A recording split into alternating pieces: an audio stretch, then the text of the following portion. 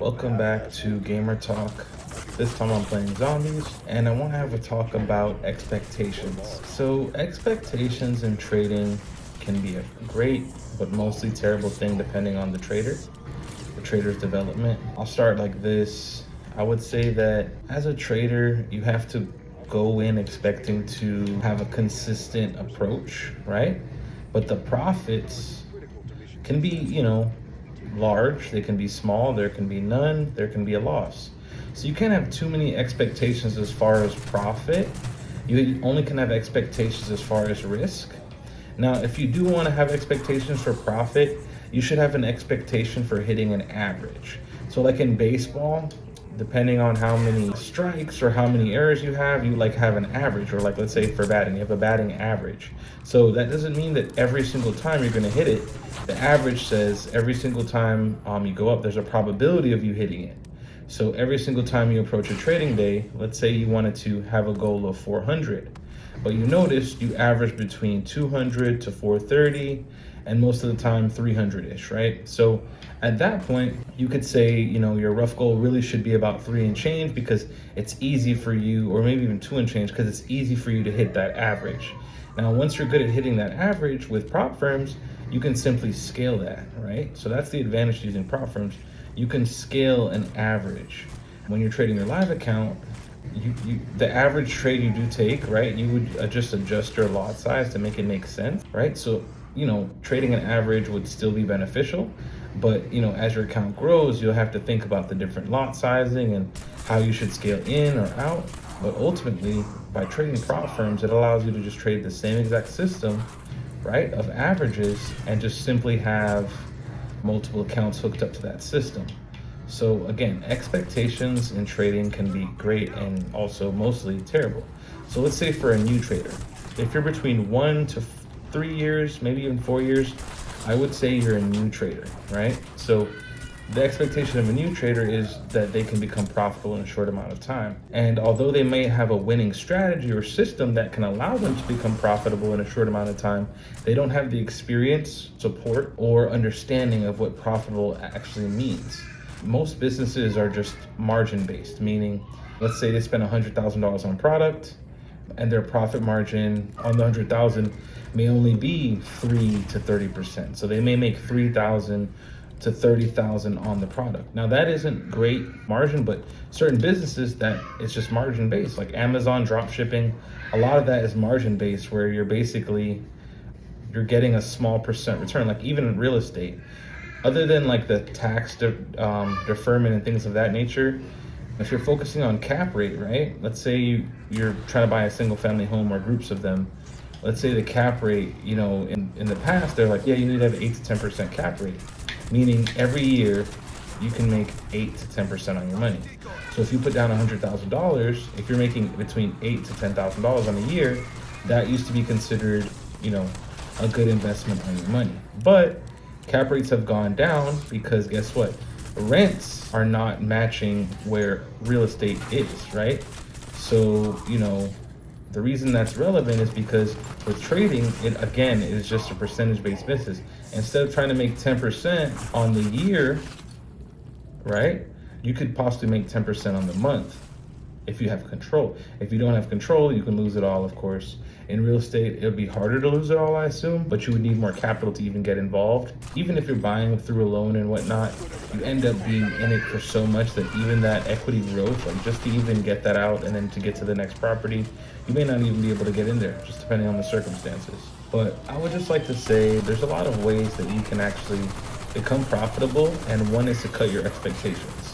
So when you first get into trading, try to cut the expectations for becoming profitable. Stop thinking it'll happen so soon and focus more on just good habits and discipline, right? And then it'll happen sooner than you think. But if you don't focus on good habits and discipline, profitability will escape you, because it's easy to put money in an account, it's hard to keep it. And that comes from the expectations. If you never expect to lose, then you won't be able to accept a loss, right? And then you won't be able to, if you can't lose, you can't be a trader. So that's actually what's holding most traders back, is they don't know how to lose and they won't accept losing, right?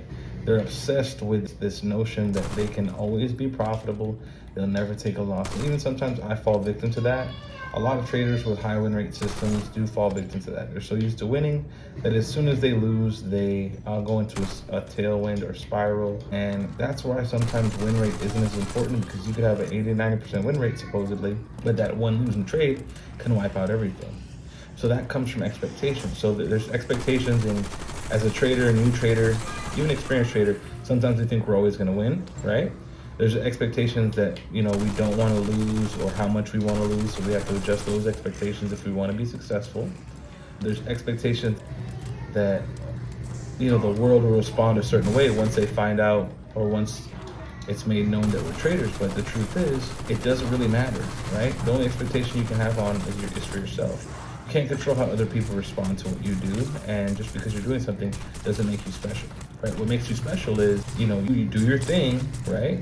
But you don't have any expectations from people, so that no matter what the results that come, they don't affect your emotional stability, because that's the last thing you want to do as a trader, is throw off your emotional stability based on your expectations of people, the markets, so you have to have reasonable expectations when you approach the markets on an everyday basis. So that could range from, having a game plan to let you know, this is what I'm looking for the day. Or as soon as you hit your goal or somewhat close to your goal, you simply just lock out and you start making content, doing something else to, build that expectation, build that consistency outlook within yourself.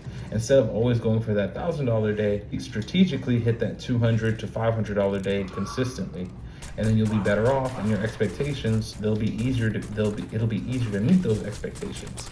Now in the beginning, that still is going to be a hard task, but once you get experience, you should be able to make 200 to 400 between a few accounts, if not one or two accounts, fairly easily with good setups. I trade, MES, so the micro of E-mini S&P. So I used to trade NQ or MNQ, micro NASDAQ, but I stopped because it was too volatile for me. I like ES, I like the volatility, and I believe that every trader has an opportunity to make an income out of these different assets, but they have to lower their expectations. So my current expectations are that I can take trades with 5-point stops and TPs, and that's fairly easy with MES. And I had expectations for tighter stops on MNQ prior, and those expectations were hard to meet. So I had to adjust my game plan so that my expectations align with the probability of the market, right? You can't always ask for a tighter stop when MNQ sometimes requires you to have a 50-point stop.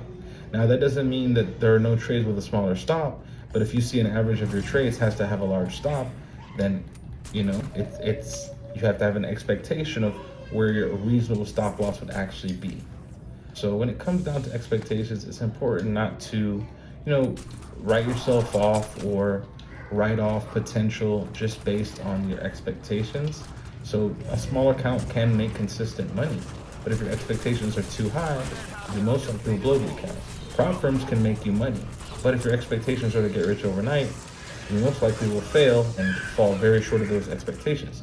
Now, if you say my expectation is just to trade consistently, follow my system, and eventually get to payout, well, whenever you get to payout, you'll be happy because your expectations were high enough that you would get a payout, but low enough that you would actually leave room for a learning point, lessons, different things to occur that would make it more likely that you would receive the money.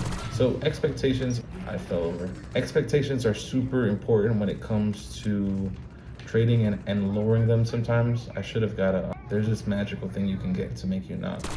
It's called PhD flopper. Didn't get it, so my character fell over. But yes, lowering expectations is super key. If you don't do that, you're basically setting yourself up, right? That's one thing you got to do as a trader, is understand what's my average, what am I typically gonna bat when I show up, and then you adjust your trading plan based on that. So for instance, with my live accounts, the minimum I want to make on just a one contract situation is about $300. If I just use one, or not one contract, but before it scales with the multipliers, because I'm trading about 2 live accounts and then a bunch of props, I want to make at least 300 if I just take a quick low risk trade, right? And if I'm taking a higher risk trade, I want to make 600 plus, but those trades are my A plus setups, and my expectation is you can win most of the time. And if I lose most of them in a row, I have an expectation to lower my risk. But also for the trades that are less likely, have an expectation to use less risk. So expectations can help you in a lot of different ways. You've got to determine how you're going to help yourself. But yeah, that was just a little video about expectations. Thank you.